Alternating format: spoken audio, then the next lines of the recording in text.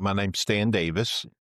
I'm the president with the Mint Hill Historical Society and have been for, I'll just say, at least 10 years. I was the first and only Black air traffic controller in the state of West Virginia. Wow. They had never had a Black air traffic controller. Wow. Second day on the job, this guy named Howard Neely walks up to me, and how they knew the information they knew about me, I don't know, but they did. He walks up, he said, "They tell me you're a preacher." I said, "Yeah, that's right." And I weighed maybe 15 pounds more than I weigh now. Had a full-blown beard, full-blown afro. Okay.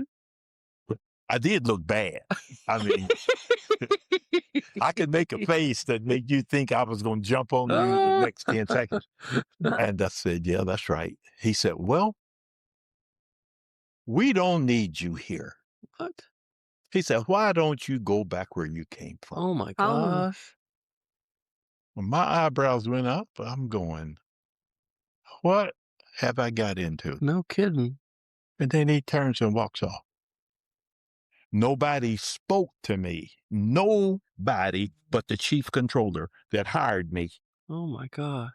And once Harry signed me off and they made the announcement, Stan Davis is full-fledged, everything turned completely around. And I think part of it was because of my size. Yes.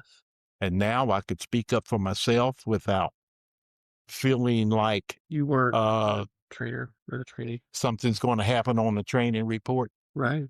And I stayed there. Wasn't long after I got my ticket, a guy from, that's when the EEO came into being. And the announcement was made that a gentleman from Washington was coming to visit. And everybody, and I was still the only Black, everybody thought that he was coming to see how I was being treated. Right. So the treatment started getting better. The guy that had treated me as bad, he asked me one day, that's the funny day, the guy was coming, Howard Neely. He said, "Can I speak to you a minute in the equipment room?" So we went in this room where they had all the electric switching. He said, "You know, there's a guy coming from EEO or something like that." And I said, "Yeah."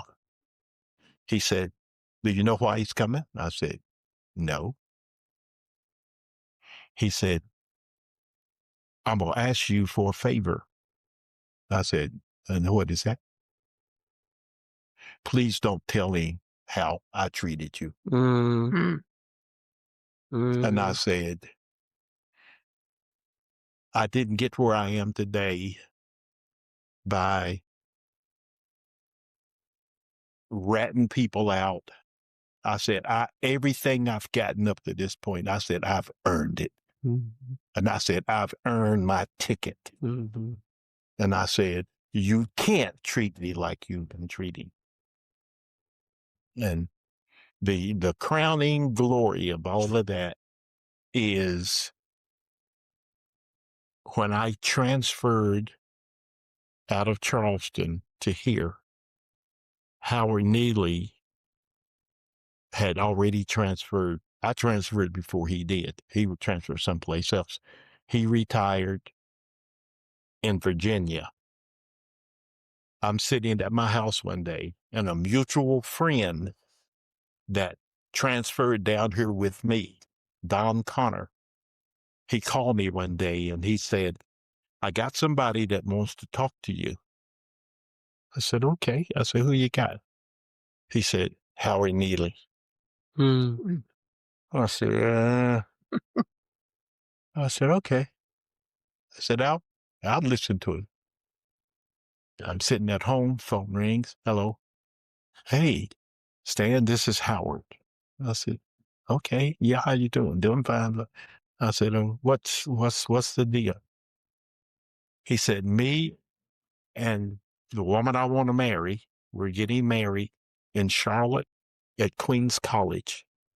Will you do our wedding? Oh my. Wow.